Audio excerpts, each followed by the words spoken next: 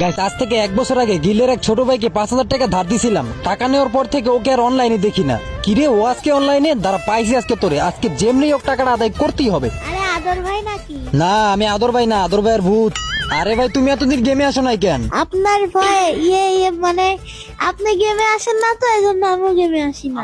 শালা মিথ্যাবাদী। আচ্ছা যাই হোক, বাদ দাও। তোমার কি মনে আছে স্কুলের মাঠে সবার সামনে একবার যে তোমার পেন খুলে দিছিলাম?